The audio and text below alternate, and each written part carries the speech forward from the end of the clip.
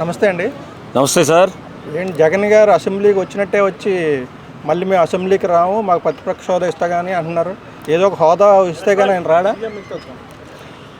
పులివెందుల పులి పిల్లి అయిపోయింది, పులివెందుల పులి అని చెప్పుకునే పులివెందుల పులి పిల్లి అయిపోయింది. ఏమంటే ప్రతిపక్ష హోదా ఎలా వస్తుంది చెప్పండి? ఇప్పుడు 10th క్లాస్ చదువుకుని నాకు ఐపీఎస్ ఉద్యోగం కావాలంటే ఎవడైనా ఇస్తాడా? ఇవ్వడు కదా. నువ్వు సంపాదించుకున్నావో, నువ్వు ఏదైతే సాధించుకున్నావో దాన్ని బట్టే నువ్వు ఉద్యోగం ఉంటుంది, అంతే తప్ప. ఇంకో మరి గొప్ప విషయం ఏంటంటే 5 నిమిషాలు కూడా అసెంబ్లీలో కూర్చోలేనటువంటి జగన్మోహన్ రెడ్డి నెక్స్ట్ 5 సంవత్సరాలు అధికారం కావాలంటున్నాడు. ఎవడన్నా ఇస్తాడా? అది కరెక్ట్ కాదండి. నువ్వు ప్రజల పక్షాన్ని పోరాడాలి జగన్మోహన్ రెడ్డి గారు. నువ్వు 10 మంది ఉంటే ఏంటి, 11 మంది ఉంటే ఏంటి, నీకు వచ్చిన బాధ ఏంటి? ప్రతిపక్ష హోదా ఎలా ఇస్తారు? మీరు అన్నారు కదా అప్పుడు, చంద్రబాబు నీకున్నటువంటి ఇంకో 4 సీట్లు తీసేస్తే 18కి పడిపోతావు, అప్పుడు నీకు ప్రతిపక్ష హోదా కూడా ఉండదని. మరి ఈవేళ ఏమైపోయింది నీ బుద్ధి? నువ్వు అప్పుడు ఆ రోజు అన్నావు కదా.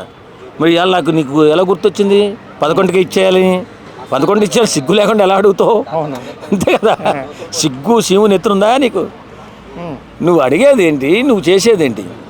నీకు ఇచ్చారు కదా అవకాశం. నీకు మాజీ ముఖ్యమంత్రి అయినా సరే నువ్వు మాజీ మంత్రివి, నీకు కొంచెం ఎక్కువ సమయం ఇస్తారు కదా. అప్పుడు ప్రజా సమస్యల మీద, ఈ జరుగుతున్నటువంటి కార్యక్రమాల మీద, జరుగుతున్నాయా లేదా, సంక్షేమ పథకాలు అందుతున్నాయా లేదా, ఏదన్నా అభివృద్ధి జరుగుతుందా లేదా అని నువ్వు పోరాటం చేస్తేనే రేపొద్దున్న తెలుగు ప్రజలు నిన్ను నమ్మే పరిస్థితి ఉంటుంది. వేళ దొంగలెక్క వచ్చి సంతకం పెట్టేసి మళ్ళీ దొంగలెక్క వెళ్ళిపోతే రేపొద్దున ఎలా అడుగుతావు? ఏ ముఖం పెట్టుకుని అడుగుతావు ప్రజల్ని? నువ్వు పోరాటం చేయరా బాబా. నీకు ఎమ్మెల్యే చేశారు కదా, నువ్వు చేయాలి కదా పోరాటం. ఇప్పుడు ప్రజల పక్షాన్ని పోరాటం చేయకుండా నాకు అధికారం కావాలంటే ఎవడిస్తాడు? ఇది కరెక్ట్ కాదండి జగన్మోహన్ రెడ్డి గారు. మీరు ఆ మాట విరమించుకుని అసెంబ్లీకి రండి, ప్రజా సమస్యల మీద పోరాటం చేయండి. మీరు ప్రజల మన్ననలు పొంది అప్పుడు అడగండి, నాకు ఇవ్వండి మళ్ళీ ఒకసారి అని. అంతే తప్ప అలా వెళ్ళిపోవడం పద్ధతి కాదు. అంటే అసెంబ్లీకి వచ్చి 1 నిమిషం టైం వచ్చినా సరే చిన్న ఒక్క ప్రశ్న అడిగినా దానికి ఒక వాల్యూ ఉంటుంది, లేదంటే బయట ఎన్ని ప్రశ్నలు అడిగినా పెద్ద వాల్యూ ఉండదని అంటారా ఏంటి? అలా అని కాదు, బయట అడిగింది గాలిలోనండి, గాలి మాటలు చెప్తాడు. ఇప్పుడు అసెంబ్లీ అంటే అక్కడ మనం రికార్డెడ్గా ఉంటుంది. నువ్వు అది రికార్డు కాదు కదా. ఇప్పుడు అసెంబ్లీలో ఎందుకు ఉండలేకపోతున్నావు? దొంగతనాలు అయినా చేసావంటే ఇంతకుముందు దోపిడీ చేసావా, దొంగతనాలు చేసావా? మరి అలాంటప్పుడు అసెంబ్లీలో ఎందుకు మాట్లాడవు? నువ్వు మాట్లాడమనే కదా మేము అడుగుతున్నాం. ఇప్పుడు కూటమి ప్రభుత్వం చేస్తున్నటువంటి తప్పులు ఏమన్నా అంటే చూపించు, ఎద్దేవా చేయి, విమర్శించు, అప్పుడు నిన్ను నమ్ముతాడు ఎవడన్నా. కాకుండా 5 నిమిషాలు లేకుండా నాకు 5 సంవత్సరాలు మళ్ళీ అధికారం ఇచ్చానంటే ఎవరు నమ్ముతాడు? జగన్మోహన్ రెడ్డి. ఇది కరెక్ట్ కాదు. నువ్వు నిలబడు, పోరాటం చేయి, అప్పుడు ఎవరైనా నమ్ముతారు. అంటే బయట మాట్లాడిన 100 గంటల సమయం అసెంబ్లీలో 1 నిమిషంతో సమానం.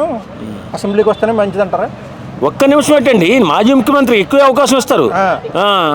అంటే ఆయన అవమానిస్తారని ఏమన్నా భయం పడుతున్నాడు అంటారా? అంటే అదే మన రామకృష్ణరాజు గారు, ఏం పేరు, రఘురామకృష్ణరాజు గారిని చూసి భయపడుతున్నాండి, ఉచ్చబడిపోతుంది. ఎందుకంటే ఆయన్ని తీసుకెళ్ళి పోలీస్ స్టేషన్లో పెట్టి కాళ్ళు పగలంగి శుభ్రంగా చిత్రహింసలు పెట్టి జైలు వేసాడు కదా. ఇప్పుడు ఏం చెప్తాడు అని భయం వేసేస్తుంది దానికి. లేకపోతే అంత పిల్లిలాగా ఎందుకు పారిపోతాడు సంతకం పెట్టేసి? అది కరెక్ట్ కాదు కదా. తర్వాత చాలామంది అనుకుంటున్నారు రఘురామకృష్ణ గారు అసెంబ్లీలో ఉన్నప్పుడు జగన్మోహన్ రెడ్డి అసెంబ్లీలో కూర్చుంటే వీళ్ళిద్దరి మధ్య సంభాషణ ఎలా ఉంటుందో చూద్దాం. పాకిస్తాన్కి మన ఇండియాకి క్రికెట్ జరుగుతున్నప్పుడు ఎంత ఉత్కంఠ ఉందో అంత ఉత్కంఠ ఉంటుందని చాలామంది అడుగుతున్నారు. జగన్మోహన్ రెడ్డి గారు ఈ విషయాన్ని గమనించి రండి సార్, మీరు అసెంబ్లీకి రండి సార్. దీన్ని ఎంటర్టైన్మెంట్ యాంగిల్లో కూడా చూస్తున్నారా? అమ్మో, నేను చూడలేదండి, కొంతమంది చూస్తున్నారు. నేనంటే ప్రజాపోరాటం చేయమంటున్నాను. జగన్మోహన్ రెడ్డి గారు మీరు పరిపాలన బాగా చేశారు కాదని అన్నాను. ఎందుకంటే మీరు సంక్షేమం వైపు మాత్రమే నిలబడ్డారు. బిడ్డల భవిష్యత్తు గాలి కుదిరేసి సంక్షేమాన్ని అందరికి ఇచ్చావు. కడుపు నిండినోడికి ఇచ్చావు, అరగనోడికి ఇచ్చావు, అరిగేవాడికి ఇచ్చావు. పేదవాడికి సహాయం చేసావు కానీ ఉన్నవాడికి సహాయం చేసావు. పేదవాడికి సహాయం చేసినందుకు నిన్ను అభినందించాలి, కానీ ఉన్నవాడికి ఎంత సహాయం చేసావు? అందుకే నేను దించేశారు ప్రజలు. అంటే జగన్మోహన్ రెడ్డి గారికి ఎంతో కొంత మీరు క్రెడిట్ ఇస్తున్నారు. అయ్యో, జగన్మోహన్ రెడ్డి గారు ఒకవే చూశాడండి. అది ఏంటంటే ఆయన ఉద్దేశం ఒక 30 సంవత్సరాలు ముఖ్యమంత్రిగా ఉండాలని. అందుకని కొన్న భూములు, అమ్మేసిన భూములు వచ్చే రెవెన్యూ మొత్తం కూడా పేద ప్రజలకి, వాళ్ళ అంచెలకి పనిచేశాడు. ఊళ్ళో మాలంటూ ఉంటారు, 2-3 పిల్లలు ఉన్న వాళ్ళు ఉంటారు. వాడు ఏం కోరుకుంటాడు? వాడు కోరుకునేది ఏంటి? మా పిల్లలు మంచి చదువుకోవాలా, మనకు దగ్గరలో ఉద్యోగం రాలా, వారానికి 2 రోజులు మన ఇంటికాడ ఉండాలని కోరుకుంటాడు. ఈయన అలా కాదు, మొత్తం ఉద్యోగాలు లేకుండా సర్వనాశనం చేసేసి రాష్ట్రాన్ని. ముందు చూపు లేదు. ముందు చూపు ఉన్నవాడు అంటే అభివృద్ధి చూస్తాడు. ఎలాగా మన ఫ్యాక్టరీలు కానీ లేకపోతే ఐటీ కంపెనీలు కానీ ఇలాంటివన్నీ నిర్మిస్తే ఉద్యోగాలు వస్తాయి. ఉద్యోగాలు వస్తే మన పిల్లలు మన దగ్గర ఉంటారు. కానీ అది అతను అనుకోలే, ఈ కొనేస్తున్నాను ఓట్లు అనుకున్నాడు. ఓట్లు కొనేస్తే ఎన్ని అనుకుంటావా బాబు జగన్మోహన్ రెడ్డి? అంటే ఆయన డబ్బులు రాజులాగా ఆయన డబ్బులు పంచాలనుకున్నాడు కానీ వాళ్ళంతటా సంబంధించి ప్రజలు సంపాదించుకునేలా చేయలేదంట. లేదండి, అసమర్థులు చేశాడు ప్రజల్ని, నాశనం చేశాడు రాష్ట్రాన్ని. అంటే ఇప్పుడు అసెంబ్లీ ఖచ్చితంగా రావాలి అని అంటారా మీరు? ఖచ్చితంగా రావాలండి.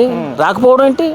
హోదా కోసం చూడకూడదు, ప్రజల కోసం రావాలి. హోదా ఎందుకండి మాట్లాడడానికి? హోదా ఎందుకు? నాకు ఏ హోదా ఉందని మాట్లాడుతున్నాను నేను? సామాన్యునే కదా.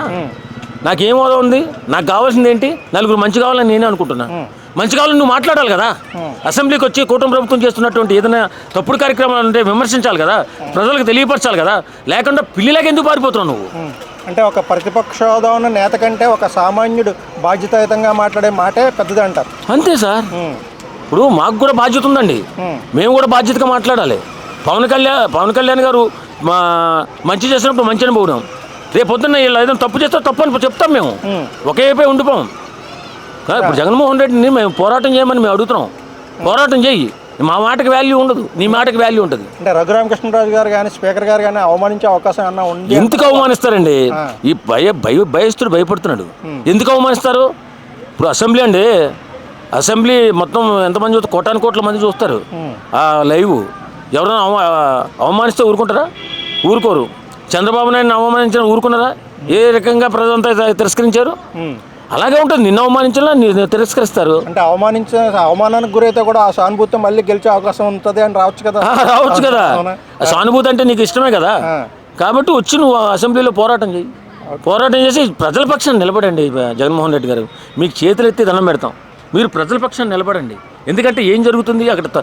ఇప్పుడు సంక్షేమ పథకాలు ఇప్పుడు కరెక్ట్గా ఇస్తున్నారు లేరు అని అందరూ అంటున్నారు. మీరు పోరాటం చేయండి, వాళ్ళు కరెక్ట్గా ఇస్తారు కదా. అక్కడ ప్రజలు ఇబ్బంది పడకూడదు మీ వల్ల. జగన్మోహన్ రెడ్డి గారు, మీకు ఒకటే చెప్తున్నా, మీ వల్ల ప్రజలు ఇబ్బంది పడకూడదు. మీరు రండి, అసెంబ్లీలో కూర్చోండి, పోరాటం చేయండి. ఏదైనా అక్రమాలు ఉంటే, అన్యాయాలు ఉంటే చెప్పండి, తెలియపరచండి. తర్వాత బయట కూడా తెలియపరచండి. కానీ అసెంబ్లీకి రాకుండా మాత్రం ఉండకండి. Okay sir, thank you.